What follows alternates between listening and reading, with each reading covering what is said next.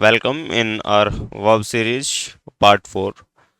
आज हम वर्ब्स की बात करेंगे और हम इस सीरीज में कंटिन्यू वर्ब्स की बात कर रहे हैं जिसमें हम एटलीस्ट 20 to 30 वर्ब्स जो आप सीखते हैं उनके सेंटेंसेस सीखते हैं और कैसे वो वर्ब यूज होगी बीच में, क्या आप अगर कोई ग्रामर का पोर्शन आता है तो मैं उसको भी डिस्क्राइब करता हूँ। तो आई होप कि आप सब लोग बहुत अच्छे से जर्मन लैंग्वेज सीख रहे होंगे और जब तक आपके पास सफिशिएंट, मैं हर एक क्लास में कहता हूँ कि जब तक आपके पास सफिशिएंट वर्ब्स वोकेबलरीज नहीं होंगी तब तक आप कोई भी लैंग्वेज नहीं सीख पाएंगे, क्योंकि लैंग्वेज को परफॉर्म करने के लिए, बात करने के लिए, कम्युनिकेट करने के लिए हमारे पास प्रॉपर वर्ड्स होने चाहिए। That means vocabularies, verbs, adjectives, adverbs. So in verb series हम बात कर रहे हैं कुछ नए वर्ब्स की। ऑफनन दैट मीन्स टू ओपन, ऑफनन दैट मीन्स टू ओपन, ऑफनन। Here is Ich öffne die Tür. I open the door. The Tür ना verb is here is accusative and Tür is originally the Tür। तो same क्यों आ गया? क्योंकि verb accusative है। जब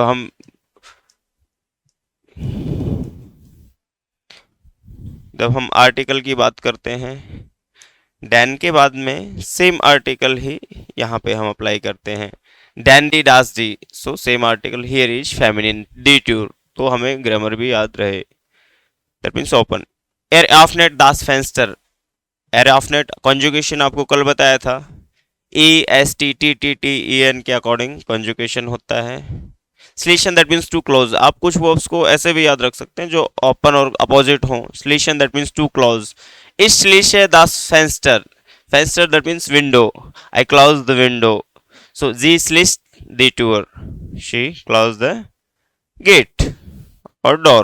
Tragen that means आप carry करने के लिए भी यूज करते हैं एंड दैट मीन्स वियर, पहनने के लिए भी। इस ट्रागे आयरन कॉफर कि आई कैरी अ बैग, मैं एक बैग कैरी कर रहा हूँ। Like coffer that means suitcase in context. एक ट्राक्ट आईने याके ही, उसने एक जैकेट पहन के रखा है। याके इज दी याके, इस वजह से आईने आया है। बेस्टिम्ड और उनबेस्टिम्ड आर्टिकल का भी हमें थोड़ा पता होना चाहिए और ये बहुत बेसिक मिस्टेक्स हैं। जो बहुत बेसिक मिस्टेक्स हैं उन पे मैं आपको कंटिन्यू बता रहा हूँ। हेल्फन दैट मीन्स टू हेल्प। इश हेल्प है माइनर मूटर। हेल्फन इज डाटिव वर्ब ना, इस वजह से माइनर आए और ये डाटिव पजेसिव है। इश हेल्प है माइनर मूटर।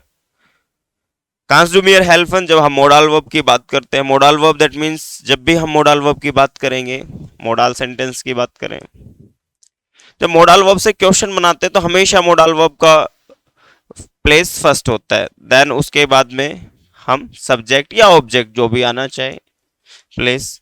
और जो मैन वर्ब है, सेंटेंस की मैन वर्ब है, वो एंड में आती है। जो मैन वर्ब है एंड में आती है और इन्फिनेटिव फॉर्म में आती है, यानी without conjugation.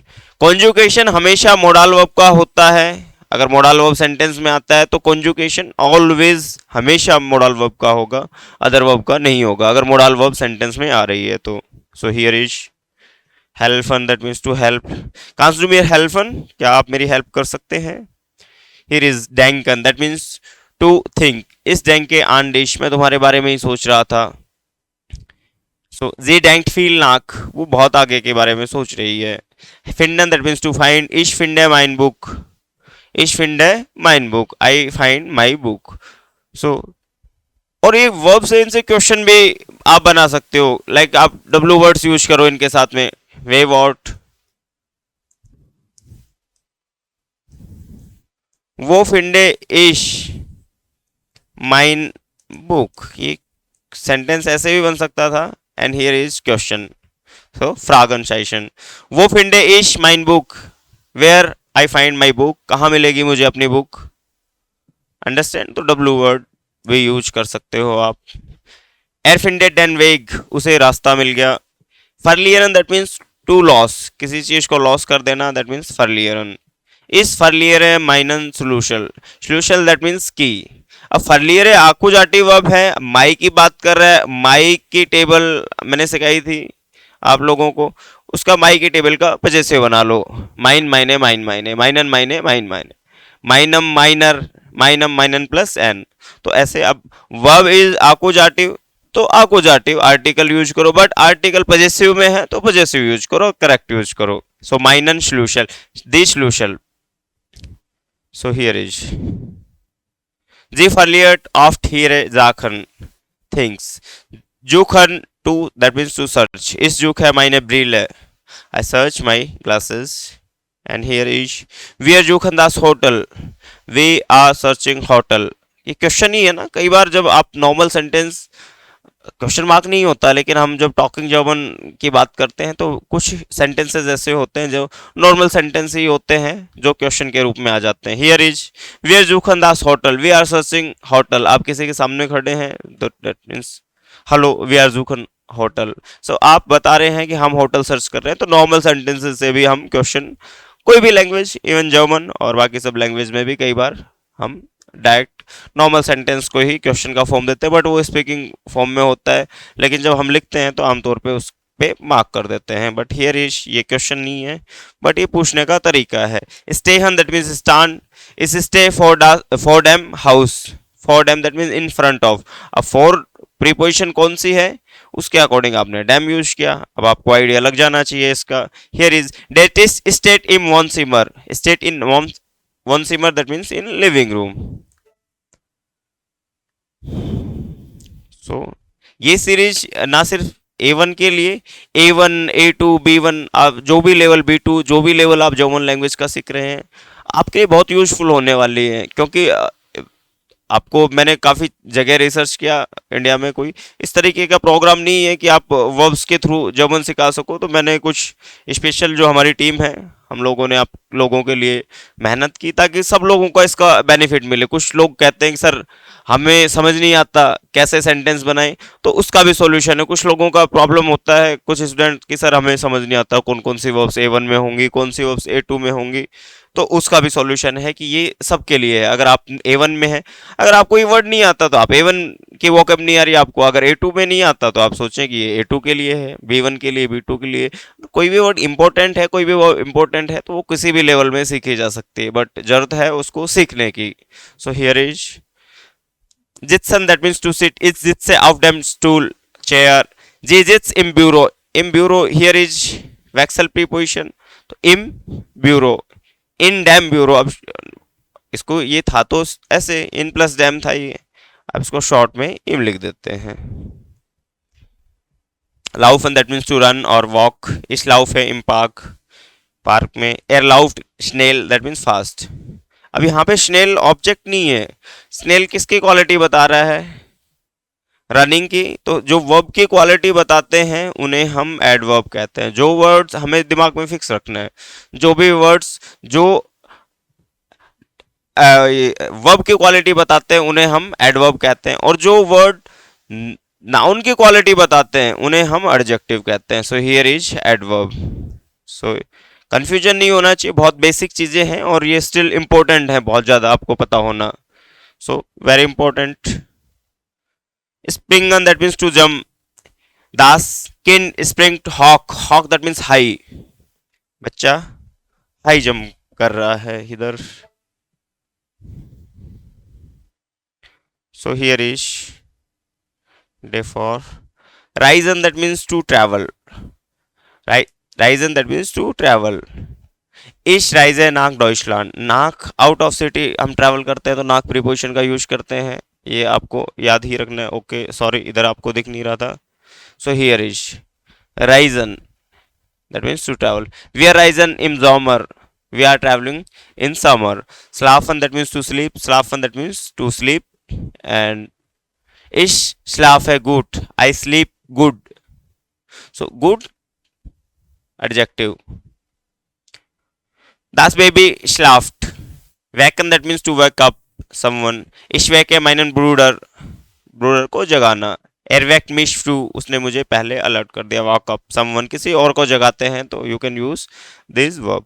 Aufstehen that means to get up. जब आप खुद उठते हैं और किसी को जगाते हैं कि चेत में आ जाओ, सो खुद जगते हैं उसके लिए aufstehen. किसी और को अलर्ट करते हैं wake up के लिए तो आप वेकन का यूज करते हैं. इस स्टे जीवन उर auf। अब द वर्ब इज aufstehen ना, the complete verb is aufstehen। इसको सेपरेबल वर्ब ट्रेन बारे वर्ब्स कहते हैं। ट्रेन बारे वर्बन होती हैं ये, जो जिनका फर्स्ट प्रीफिक्स एंड में चला जाता है और जो सेकंड प्रीफिक्स होता है उसका कॉन्जुगेशन होके सेकंड प्लेस पे आ जाता है। Air state स्पेट auf। अब here is again aufstehen, the verb is aufstehen। aufstehen ये आउफ है, ये फर्स्ट प्रीफिक्स ये हमेशा एंड में जाएगा सेंटेंस के, और ये सेकंड प्रीफिक्स स्टेहन इसका कॉन्जुगेशन होता है। सो आप इसको ऐसे भी याद रख सकते हैं। बिगिनन दैट मीन्स टू बिगिन, किसी चीज को स्टार्ट करना, स्टार्ट होना। देयर फिल्म बिगिन यट्स, the film is now start now you can say. इश बिगिन शुलेजन, I start to learn, I begin to learn. aufhören that means stop. अभी कुछ वर्ब्स हैं जो आपको डिफरेंट तरीके से पता होना चाहिए। The verb is normally hören, that means to listen, that means to listen, and here is verb is aufhören। अभी auf लगते ही इसका मतलब ही चेंज हो गया, aufhören। अब इसका कॉन्टेक्स्ट ही चेंज हो चुका है, ये हमें समझना पड़ेगा जब हम कोई भी लैंग्वेज सीखते हैं।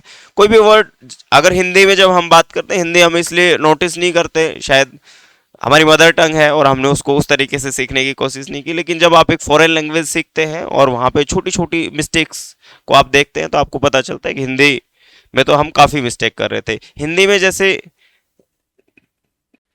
दिस इज नॉट हिंदी, या तो इसके आधा न लगाओ, अगर ये भी नहीं लगाना चाहते so you can place Hindi, तो मात्रा ये शाइशन लगाना पड़ता है पॉइंट वाला ऊपर। इसको हिंदी में क्या कहते हैं ये मुझे भी दिमाग से निकल गया। सो इसको चंद्र बिंदु कहते हैं शायद, तो ये लगाना पड़ता है, तो इसका मतलब ही बता, दिस इज ये रॉन्ग वर्ड है, ये राइट वर्ड है, तो करेक्ट हमें याद हो तो भी। aufhören दैट मीन्स किसी चीज को स्टॉप करना, और सेपरेबल वर्ब है। ये जो प्रीपोजिशन जैसा आपको फर्स्ट प्रीफिक्स दिखता है कुछ वर्ब्स का, ये प्रीपोजिशन नहीं है, ये वर्ब्स का ही पार्ट है, लेकिन जब सेपरेबल वर्ब की बात करता हूं तो उनका फर्स्ट जो प्रीफिक्स है वो एंड में जाता है। ich höre mit dem Rauchen auf, ich höre mit dem Rauchen, Rauchen that means smoke, auf that means aufhören that means stop करना किसी चीज को। I stop with the smoking, मैं स्मोकिंग को स्टॉप करना चाह रहा हूँ। अब मिड डैम ये कॉन्टेक्स्ट नहीं दे रहा, लेकिन अब यूज करते हैं जर्मन्स की मैं स्मोकिंग से स्टॉप कर देना चाहता हूँ, स्मोकिंग से विद डैम ना, लेकिन कुछ लोग अपने हिंदी में कहते हैं मैं स्मोकिंग छोड़ देना चाहता हूँ, यू कैन यूज। एर हर्ट शू अर्बाइटन आउफ, उसने काम छोड़ दिया। एरिनियरन दैट मीन्स टू रिमेंबर, किसी को याद दिलाना। इश एरिनियर मिश आन डिश, I remember myself for you. एर एरिनियर जिश आन दी राइजे, he remember the travel, so remember करना। फॉरगेशन दैट मीन्स फॉरगेट, कोई चीज भूल जाना। इस फॉरगेट ऑफ नामन, आई फॉरगेट ऑफन नेम्स, कि मैं अक्सर अपने मैं नाम भूल जाता हूँ। आप लोग कह सकते हैं कि वास फॉरगेशन जी स्नेल, उन क्या आप कई बार यूज सेंटेंस ऐसे भी यूज कर सकते हैं, वास फॉरगेशन जी स्नेल, क्या भूल जाते हैं आप जल्दी। सो यू कैन इश फॉरगेशन ऑफ नामन, मैं तो नाम भूल जाता हूँ अक्सर। या आप कह सकते हो इश फ्लूशे ऑफ स्लूशल, मैं अक्सर चाबी भूल जाता हूँ। और कुछ लोग अब आप अलग अलग चीज भूल सकते हैं, ऐसा नहीं कि सर दो चीज भूलते हैं तो हम भी दो चीज भूल रहे हैं। आप सेंटेंस दिमाग में कि मैं नाम भूल जाता हूँ, मैं शायद और कुछ मार्केट में सामान भूल जाता हूँ, तो ऐसे सेंटेंसेस भी आप प्रैक्टिस करके देखें। जी फॉरगेट इयन टर्मिन, she forget her appointment. So ऐसे याद रखें। सो आज की वर्ब्स इतनी थी। ये वर्ब सीरीज स्टार्ट करने का ये मतलब था कि आप लोग कुछ लोग जो अफोर्ड नहीं कर सकते क्लासेस, वो थ्रू द वीडियोज सीख सकें, क्योंकि सीखने पे तो सबका अधिकार है। तो ऐसा अधिकार नहीं है कि जो पे करेगा वही सीखेगा। कुछ लोग अफोर्ड नहीं कर पाते, जो सीखना चाहते हैं वो कुछ लोग अफोर्ड कर पाते हैं।